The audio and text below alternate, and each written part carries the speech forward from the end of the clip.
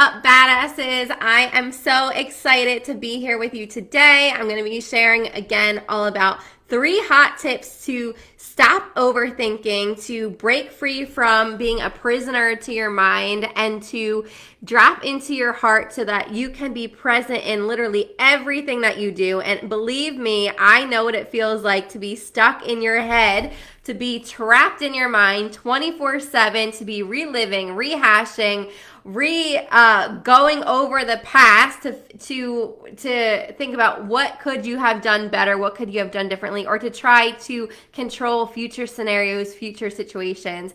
I get it, because there was a point in my life where literally I was present physically in the room, but I wasn't present mentally. And I want you to know that overthinking is a trauma response. I need you to hear that loud and clear, that there were moments in your life, in my life, where I felt like it wasn't safe for me to be physically in my body. And so in order to try to create that sense of safety, I fled into my head. I fled to avoid the chaos of my home and to go into my reality, into what I thought that I could control. And so in order to stop our overthinking, we first need to understand why it exists. It exists to serve a purpose and to create safety. And that's exactly what we're going to be talking about today. How to actually create the safety in your reality so that you can get out of your head and connect into your heart and be present in your life. So first of all, welcome back to my channel. For those of you that don't know me, my name is Erin Bogdan. I am a soul purpose activator,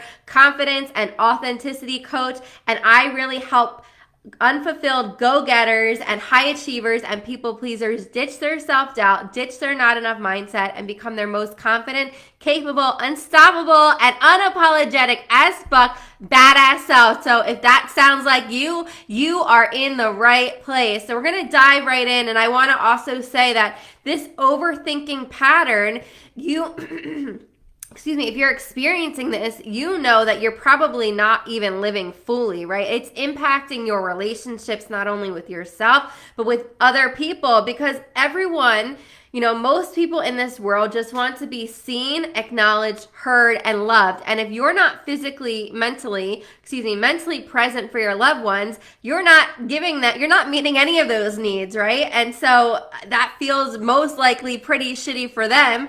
And number 2, if you're living in your head, you're not actually able to trust your intuition, trust your gut, hear your internal guidance system, and you're probably not trusting yourself. And so getting out of your head is going to help you really with all of these things. So let's talk about what is hot tip number 1. Number 1 is about creating safety in your body. And in order to do this, I have 2 really great techniques that I like to do, that I share with my clients, that are just quick things that you could do literally like any moment in time, that's going to just really ground you really quick into the moment, just like that.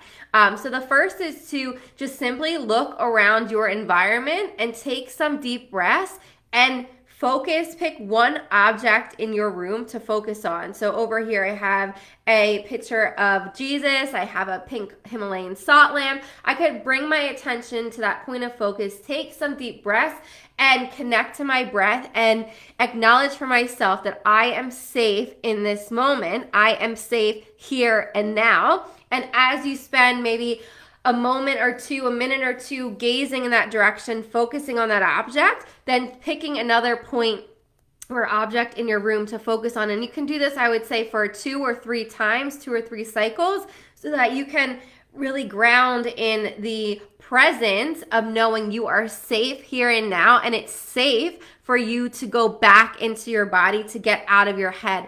The other one is something that I love doing as well. And these, by the way, are just 2 things. I have a whole plethora of grounding, safety techniques that I share with my clients. But the other one that's one of my favorites that's really quick is what I call the 5, 4, 3, 2, 1 method. So it's 5 things that you can see, 4 things that you can touch, 3 things that you can hear, 2 things that you can smell, and 1 thing that you can taste. And if you basically look in your surroundings, in your environment for 5 things you can see, 5 5 things you can see, 4 things that you can touch, 3 things that you can smell, 2 things that you can, 3 things that you can hear, 2 things that you can smell, and 1 thing that you can taste. You're leveraging all of your senses to ground you in the reality of this moment where you are safe. A lot of times we are going into our head because we're trying to seek some illusion of control, which we're going to get into as well. That's my tip number 3. Tip number 2 then, around grounding into and creating this safety for yourself, is noticing where your attention is at. Really, a lot of times, when I think back on my journey when I was in my head, I wasn't even aware that I was in my head. I had literally thought after thought after thought. Have you ever noticed if you jump on one thought train, you just quickly go into the next thought, you just jump into the next the next thought, like one thought leads to the next thought leads to the next thought, and before you know it, your thoughts are snowballing so quickly that you're like, I started thinking about what I'm going to make for dinner, and somehow I'm all the way over here, which I don't even know how I got there, right? So what I'm saying around that is I didn't even have the awareness that I was stuck in my head, and what was really key for me was, number 1, creating that awareness, starting to notice that I'm in my head. And when I started to notice that I'm in my head and I'm thinking about something that's not even relevant to this present moment, the present reality, is really grounding and bringing my attention back into the present moment, bringing my attention back into the here and now.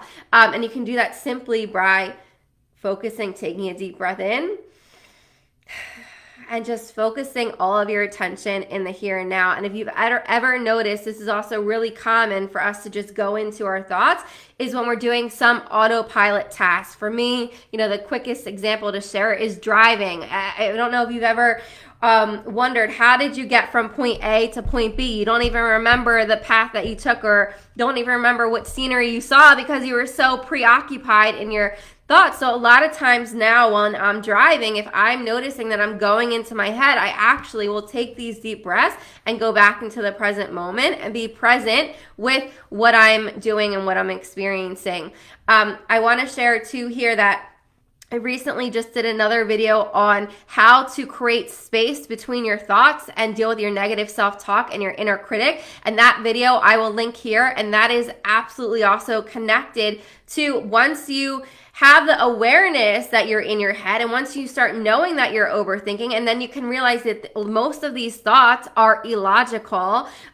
Most of them never come true. Most of them are obsessive or things that truly aren't serving you. And so in that video, I really share how can you create space between your thoughts and see them for just that, see them for thoughts.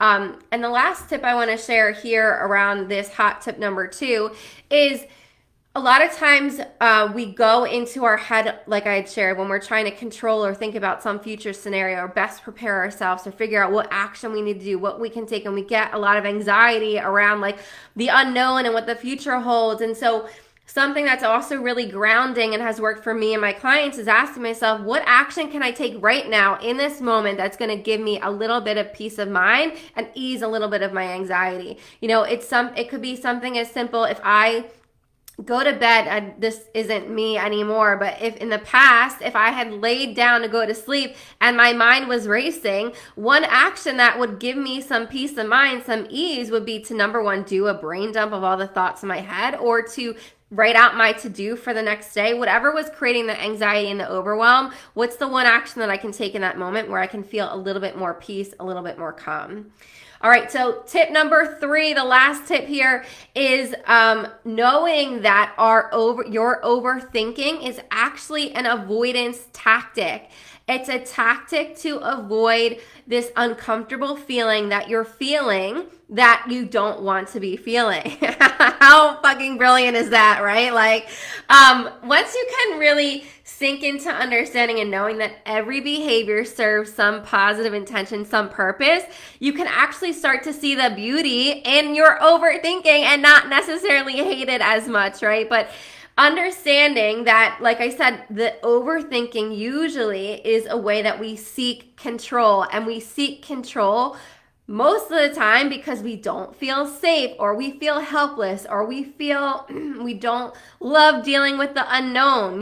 There's, I'm sure for many people here in the pandemic, the pandemic caused a lot of anxiety and worry because you felt helpless. You felt like you were in the unknown. You didn't know what was going to happen next, right? And so a lot of times we escape into our head thinking about all the things we could be doing or should be doing, or, what if we did this, or what if we did that, or what if, all the what ifs. And it's like that's not helping what's actually happening in the moment, right? So this tip is to understand you are avoiding feeling some feeling, and actually the biggest, the thing that would serve you the most in that moment, rather than going into your overthinking, is to actually ask yourself, what feeling am I avoiding? What feeling don't I want to be feeling right now? And that, I'm going to warn you, that's going to be a little bit uncomfortable because most likely most of your life, you've been so good at avoiding that fucking feeling and going into your head that now, you're like, oh shit, I'm avoiding feeling helpless. And what I want you to do then is to actually give yourself permission first by doing step 1 and step 2, the hot tips 1 and 2. Create the safety in your body to let yourself know that you're safe in this moment, and then get in touch with the helplessness for just 5 minutes. What does it feel like in my body to just let myself feel helpless? What sensations are present? I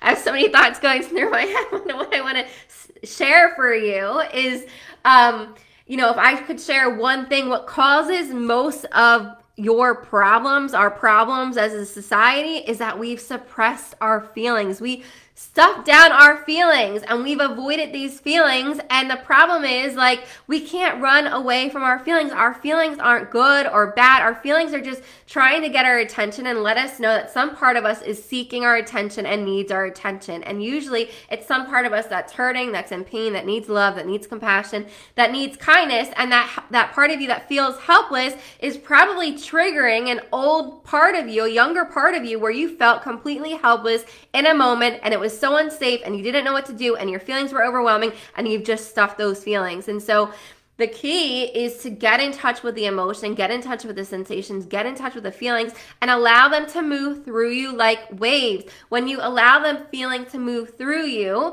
you actually clear it out of you and you're able to invite in the feelings that you do want to be feeling. Joy, freedom, passion, purpose, abundance, all these amazing feelings. And that is the crux of what I do with my clients, is if you can imagine like a glass that's full, if it's full with the emotions that you've stuffed down and you suppress, and you're trying to pour new water into the glass, the cup's going to spill over. There's no room. And so what I do with my clients is create the safety with themselves in their body, create the trust with themselves, so it becomes so supremely safe to then get in touch with those suppressed emotions and feelings that have been stuffed for years upon years, and to release them and let them go and get them out so that they can become a clear channel and a vessel to invite in everything that they truly desire in their heart. And you might be thinking, well, Erin, how do my suppressed emotions or feelings, how is that impacting my life? And the truth is, like,